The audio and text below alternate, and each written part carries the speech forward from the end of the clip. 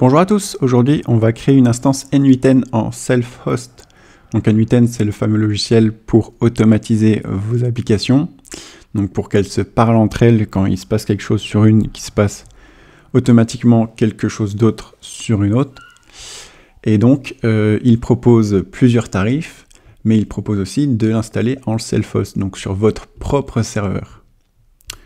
Donc ça permet d'avoir 90% des fonctionnalités et de ne pas payer, surtout si vous voulez l'utiliser beaucoup. Donc au lieu d'avoir un gros plan, il vaut mieux passer un peu de temps à le configurer que de payer. Donc nous on va l'installer avec Docker sur un serveur, donc on va suivre ce petit tuto là. Et donc première étape c'est d'avoir un serveur. Donc moi je vais utiliser Scaleway. Si vous n'avez pas d'hébergeur, vous pouvez utiliser ça aussi. Et si vous avez déjà un hébergeur, bah, tant mieux pour vous, vous connaissez à peu près comment ça fonctionne.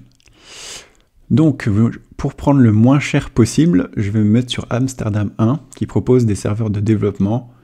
Donc lui il est à 0,0002 centimes euros de l'heure. Ce qui correspond, donc on va se mettre sur Debian. On va appeler notre serveur SCW N8N. Vous pouvez mettre n'importe quoi. Et en dessous, donc ça correspond à par mois 3,89 €. Et ici, vous avez le stockage qui est de 10 Go par défaut, mais vous pouvez mettre le stockage que vous voulez. Donc si vous voulez prendre 100 Go, à vous de voir. Ça sera juste pas le même stockage. Pas le même prix, pardon.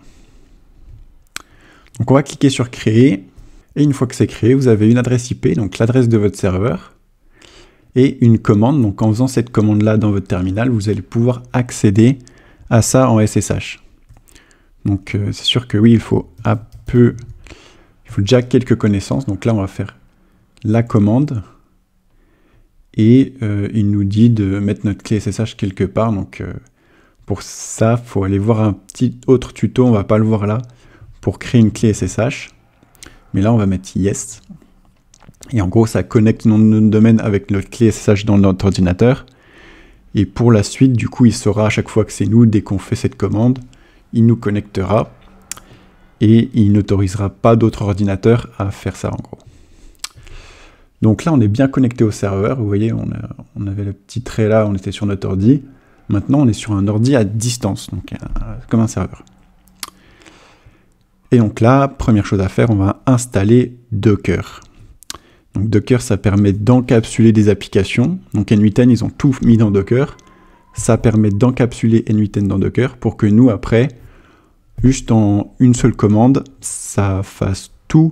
Donc ça connecte notre nom de domaine à notre N8N, que notre N8N ait aussi son serveur de mail, tout ça. Ils ont tout encapsulé dans un Docker. Donc nous, on va juste prendre 5-10 minutes à installer un Docker. Mais une fois que ça sera fait, du coup, on n'aura plus rien à faire. On aura juste le petit tuto N8N ici à faire. Et ça va aller. Donc là, dans N8N, il vous dit qu'on peut installer Docker Desktop et Docker Engine, Docker Compose. Donc nous, on va déjà... je pense pas qu'on a besoin de Desktop. On va déjà tester avec juste Engine. Donc si je me mets sur la page de Engine, voilà, il me donne 2-3 commandes à faire. Donc celle-là et celle-là après. Et on va les faire petit à petit. Donc ensuite, il y a ça. Donc ça, c'est juste un petit clean. Et ensuite, il y a la grosse commande, donc c'est celle-là.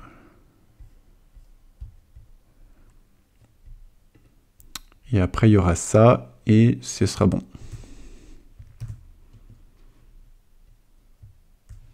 Donc là, il va installer 500 mégas, il a dit, sur le disque. Et donc là, il a dit que ça start automatiquement, donc on va faire un statut, nanana. Voilà, on lance le Docker statut, donc là il nous dit Docker est activé, active ici. Donc on va maintenant passer à N8N. Donc le N8N, il nous dit de faire un Docker volume create N8N data. Donc c'est bon. Et ensuite un docker run-it rm en mettant notre time zone ici. Donc ça, pour mettre la time zone, tac, On va retourner ici. Et là, on va mettre Europe/Paris. Et on lance. Voilà, donc c'est maintenant bien installé. Et il nous dit que notre n8n est disponible sur localhost 2.5678.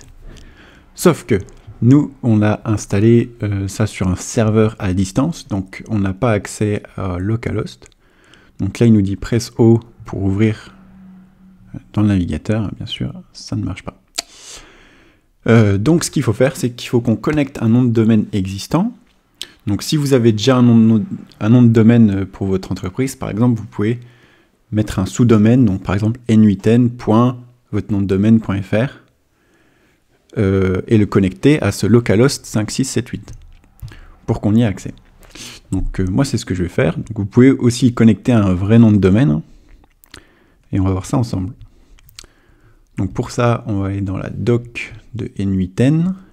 Donc pour cela on va devoir utiliser des variables d'environnement et le mieux c'est d'utiliser Docker Compose. Donc on va faire CTRL-C comme ça dans votre projet.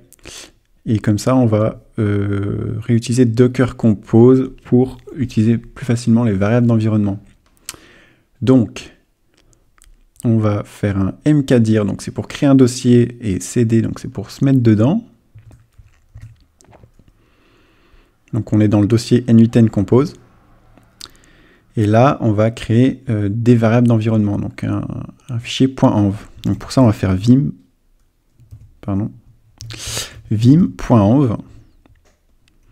et on va faire i pour insérer du texte. On va copier, on modifie nos données. Donc moi, mon nom de domaine, par exemple, ça va être n8n-test et je vais mettre un nom de domaine. Et ensuite, pour quitter cette page, il faut faire échappe 2.wq, entrée. Et ça permet de write and quit. Alors ensuite, on va faire pareil pour... donc là, il nous dit de mettre des local files, de faire un dossier local files, ok. Et on va faire pareil en créant un fichier compose.yml. Donc vim.compose.yml. Et c'est là qu'il y aura toute la config. Donc on fait i et ensuite coller. C'est là qu'il y aura toute la config de notre projet. Donc on voit qu'il utilise les variables subdomain et domain name qu'on a rentré dans le fichier avant. Donc comme ça, on n'a qu'un fichier à modifier et celui-là, on n'a pas besoin de le modifier. Donc on fait comme tout à l'heure, échappe 2.wq, entrée. Et donc là, on peut, je pense, relancer le dossier, le projet, en faisant sudo docker compose up-d. Le -d, il permet de lancer Docker en arrière-plan. Donc vous pourrez faire d'autres actions pendant que Docker tourne. Voilà. Donc là, il a fini. Et donc, la dernière chose à faire, c'est l'étape juste avant, en fait, l'étape 3 qu'on n'a pas faite. C'est d'aller dans notre hébergeur et de lier notre nom de domaine, enfin là où vous avez acheté votre nom de domaine, et lier ce nom de domaine à un champ A et votre serveur, donc l'adresse IP de votre serveur. L'adresse IP de votre serveur, vous pouvez la retrouver soit dans votre terminal, soit dans Scaleway, elle est ici. Ou ici. Donc c'est ce qu'on va faire maintenant. Donc pour mon cas, je suis sur Cloudflare. Donc sur Cloudflare, je vais ajouter un champ A sur n8n-test, on a mis, je crois. Et avec cette adresse IP, je vais enlever le proxy, je pense. Je vais faire enregistrer, donc ça a bien enregistré. Et on va voir dans quelques minutes si ça a marché.